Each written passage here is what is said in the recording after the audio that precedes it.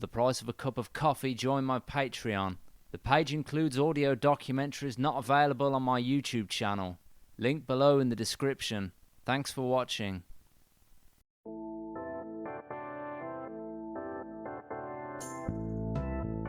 By December 1970, the Beatles were over. John had thought about the end of the Beatles when they'd stopped touring in 1966. A year later, he wanted out but just didn't have the nerve to say it. He felt by 1971, going back to the Beatles would be like going back to school, and John was never one for reunions. The group at this time still owned Savile Row, a building none of them could remember buying. Not so long ago, John had started Primal Scream therapy. He invited his father to his new home, only to go berserk at him, then repossess the house he'd bought him in Brighton.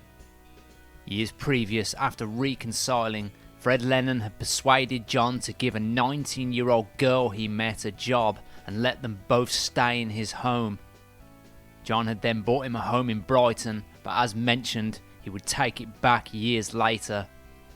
Side note, John's ex-wife Cynthia always believed his father only ever contacted him because of his enormous wealth and fame.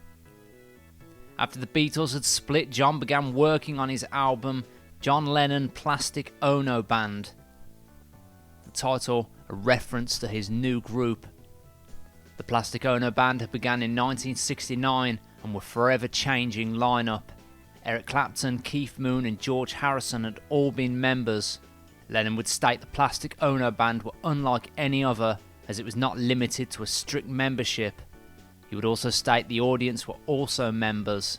The slogan, "You are the Plastic Ono Band," was ever present.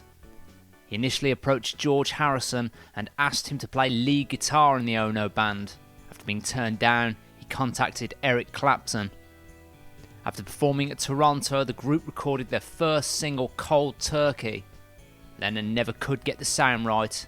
After 26 sessions, he still wasn't happy. The B-side was a song written by Yoko to her daughter, titled "Don't Worry, Kyoko, Mommy's Only Looking for Her Hand in the Snow." John intended to release an old Beatles song, "You Know My Name, Look Up the Number," as his next Ono Band single.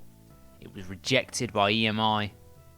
After that, the Ono Band performed at a UNICEF charity event at the Lyceum Ballroom in London. UNICEF announced the Plastic Ono Band were going to play before they'd even agreed, but Lennon obliged when he heard the news of their booking. They had only 48 hours to prepare. On the day, Eric Clapton turned up with another band, which included George Harrison. They all took the stage and performed as the Plastic Ono Band.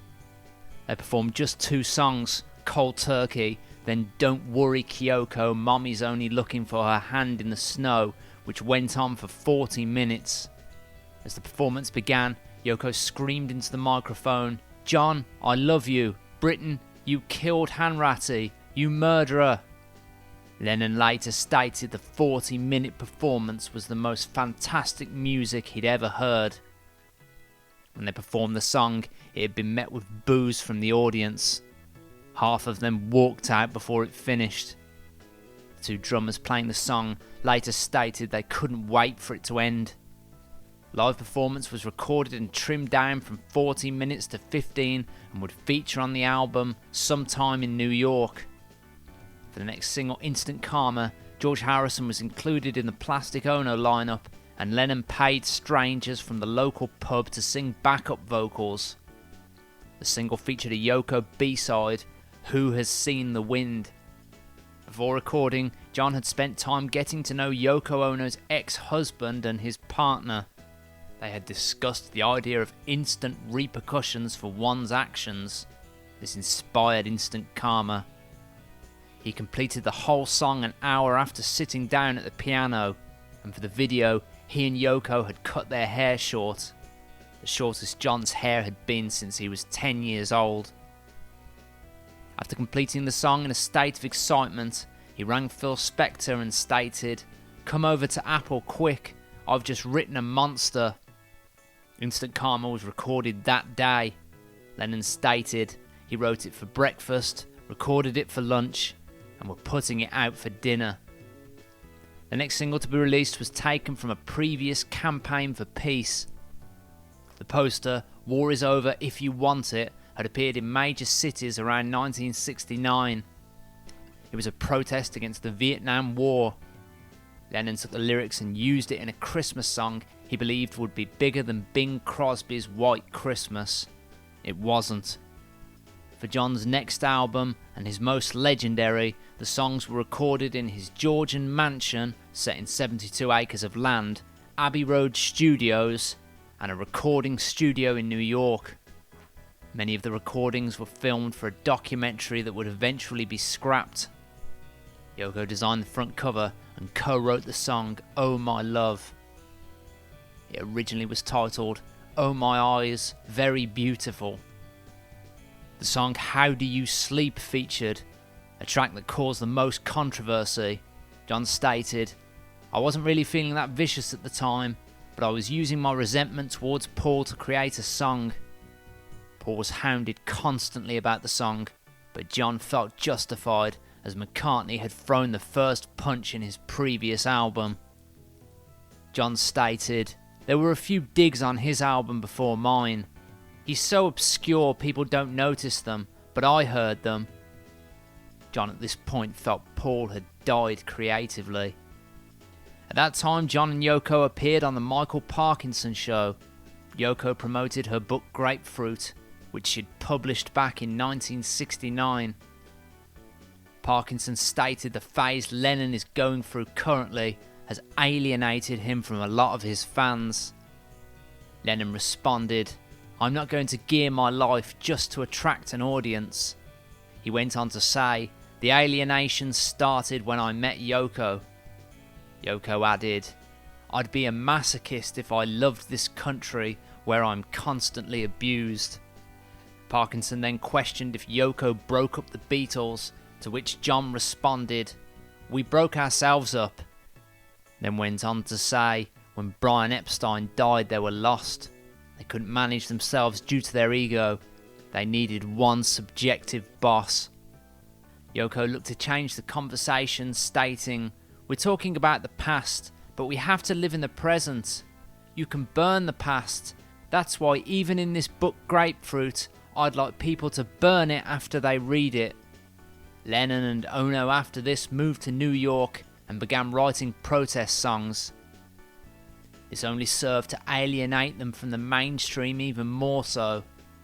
By 1972, afraid of being deported, Lennon, now 31, was doing everything he could to improve his public image.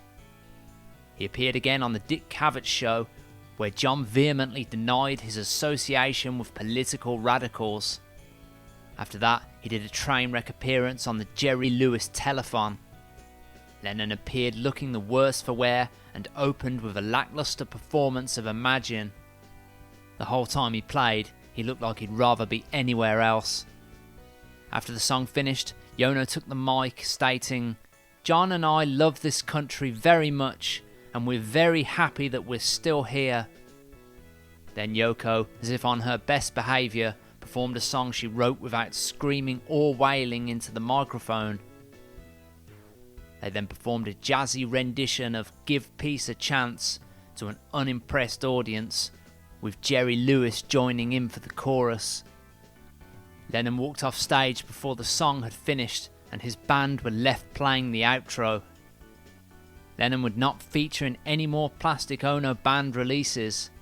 In 2009, Yoko Ono released "Between My Head and the Sky" under the Plastic Ono Band.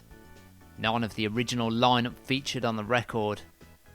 She held an art exhibit that year which featured conceptual art and paintings of her, John and Sean's face fused together. Sean was now a member of the Plastic Ono Band. In reference to her art and music, Ono stated, "I'm so used to being laughed at. I learned how to cope with it."